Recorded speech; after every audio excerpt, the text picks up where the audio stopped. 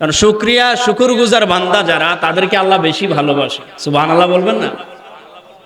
নবী করিম সাল্লাল্লাহু আলাইহি ওয়াসাল্লাম বলেছেন, হাশরের ময়দান যখন কায়েম হবে, আউয়ালু মাইয়ুদআ ইলাল জান্নাতিল হাম্মাদুন লিল্লাহিল্লাযিনা ইয়াহমাদুনা আলাস সাররাই ওয়াদ দাররা, যারা সুখে দুঃখে, জোয়ারে ভাটায়, সকালে সন্ধ্যায়, দুপুরে রাতে, ভালো সময় খারাপ সময়, খেয়ে না খেয়ে, পেয়ে না পেয়ে, সব সময় মহামনিবের প্রশংসা করত, শুকরিয়া জ্ঞাপন করত, ওই মানুষগুলোকে সর্বপ্রথম আল্লাহ তাআলা ফেরেশতাদের মাধ্যমে জান্নাতে প্রবেশ করাবেন। সুবহানাল্লাহ বলেন। সম্মানিত সুধী, সম্মানিত উপস্থিতি, আজকের এই দিন হলো ঈদুল ফিতরের দিন, যেই দিনটাকে বলা হয়েছে হাদিসের মধ্যে প্রতিদান দিবস, প্রতিদানের দিন। প্রতিদান দিবস মানে কি? একটা মুমিন বান্দা সারাটা মাস রোজা রেখেছে, রোজা রাখার পর বান্দাকে আল্লাহ তাআলা প্রতিদান দিবেন। প্রতিদান কথার অর্থ হলো আল্লাহ রাব্বুল আলামিন রোজাদার বান্দাকে তার জীবনের গুনাহগুলো মাফ করে নিষ্পাপ বানায়া ঈদগাহের মধ্যে পৌঁছে দিবে। কোন কোন বর্ণনায় আসছে, জীবনের জিন্দেগির গুনাহগুলো ক্ষমা করে আল্লাহ রাব্বুল আলামিন ঈদগাহ থেকে বান্দাকে বাড়িতে নিবেন। এই জন্য এই দিনটাকে বলা হয়েছে প্রতিদান দিবস। ভাইরা আমার, রোজা আমরা রেখেছি। রোজা আমরা কেন রাখলাম? রোজা রাখার এক নাম্বার উদ্দেশ্য হলো, এক নাম্বার লক্ষ্য হলো আল্লাহ তাআলার হুকুম পালন করা।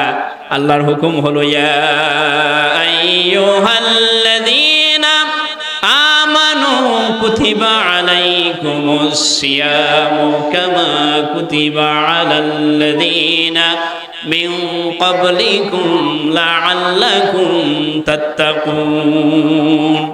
এটা আল্লাহর হুকুম। দুই নাম্বার হলো, রোজার মাধ্যমে শরীরের মধ্যেও আপনার উপকার হয়। রোজার মাধ্যমে যে আল্লাহ রাব্বুল আলামিন শুধু খুশি হয়, এখানেই শেষ না, আল্লাহ তো খুশি হয়, এটা মহান হুকুম, প্রধান কাজ। আর আপনার শরীরের মধ্যে যে অর্গানগুলো রয়েছে, বিভিন্ন অঙ্গ প্রত্যঙ্গগুলো রয়েছে, হার্ট, লিভার, কিডনি, ফুসফুস, লসিকা, কোলন, যকৃৎ, অঙ্গ প্রত্যঙ্গগুলো রয়েছে, সারাটা মাস সারাটা বছর আপনি যখন খাবার খান, এগুলো কাজ করা শুরু করে দেয়, দিন রাত কাজ করে।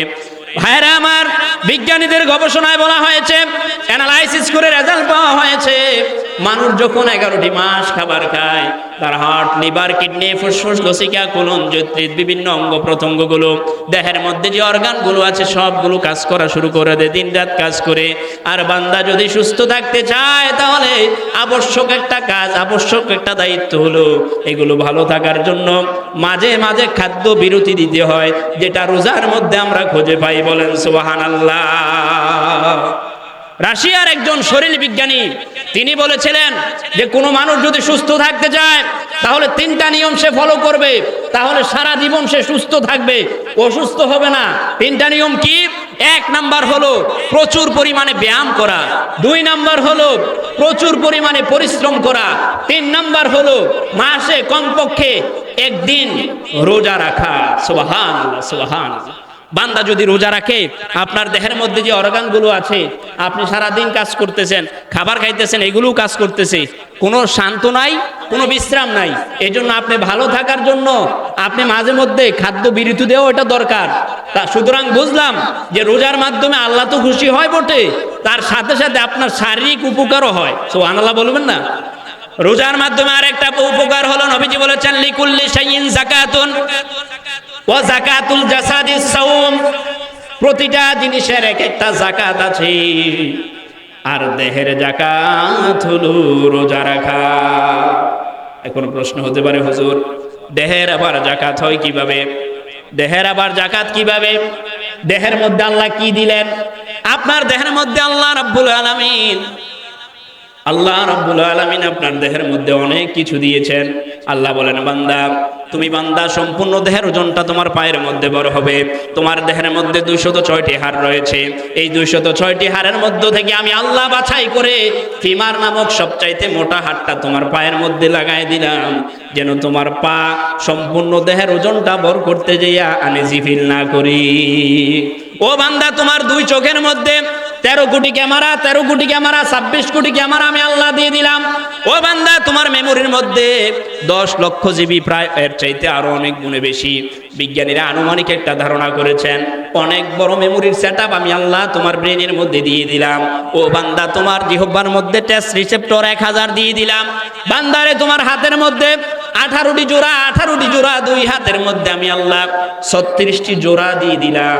বান্দারে, তোমার চলার জন্য, তোমার বসবাস করার জন্য, তুমি বান্দা পৃথিবীর জমিনে জীবন যাপন করার জন্য যে জিনিসগুলো যেখানে দরকার আমি আল্লাহ তোমাকে দয়া করে মায়া করে সবগুলো দিয়ে দিলাম।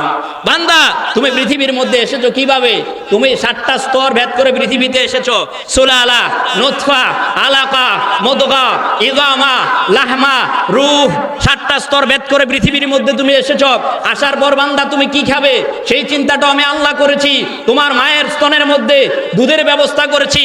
বিজ্ঞানীরা প্রমাণ করে বাচ্চা বেঁচে থাকার জন্য বিভিন্ন খাদ্যের প্রয়োজন। এই বিভিন্ন খাদ্যের মধ্যে যা থাকে আমিষ, শর্করা, ভিটামিন, স্নেহ বা চর্বি জাতীয় খাবার, তারপরে হলো খনিজ লবণ এবং পানি, সুষম খাদ্যের 6টা উপাদানের সমন্বয়ে আমি আল্লাহ তোমার মায়ের বুকের মধ্যে তোমার জন্য সুস্বাদু দুধের ব্যবস্থা করে রেখেছি। সুবহানাল্লাহ। এজন্য তোমার দেহটা একটা সম্পদ। আল্লাহ নবী বলেছেন, লিকুল্লি শাইইন যাকাতুন, প্রতিটা জিনিসের যাকাত আছে। ও যাকাতুল জাসাদিস সাওম, আর দেহের যাকাত হলো রোজা।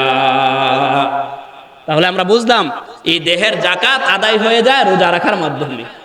দেহের মধ্যে আল্লাহ, আপনাদের প্রশ্ন হতে পারে যে হুজুর দেহের মধ্যে যাকাত হয় কিভাবে? সম্পদের না যাকাত, স্বর্ণের না যাকাত, রূপার যাকাত, তারপরে ব্যবসায়িক মালামাল, বিভিন্ন টাকা পয়সার যাকাত। এখন দেহটা কি সম্পদ, এটার যাকাত হয় কিভাবে? এই যাকাত হয় কিভাবে? আল্লাহ রাব্বুল আলামিন আপনার সম্পূর্ণ দেহটার মধ্যে অনেক কোটি কোটি টাকার সম্পদ সেটিং করে দিয়েছেন। সুবহানাল্লাহ, সুবহানাল্লাহ। এই জন্য আপনি যখন রোজা রাখবেন, রোজা রাখার মাধ্যমে এই দেহের যাকাত আদায় হয়। সম্মানিত সুধী, আমি আর বক্তব্য দীর্ঘায়িত করছি না। মুহতারাম, যিনি প্রথম জামাত পড়াবেন আমাদের এই যে মসজিদের খতিব সাহেব, তিনি এখানে উপস্থিত হয়েছেন। আরো অতিথিবৃন্দরা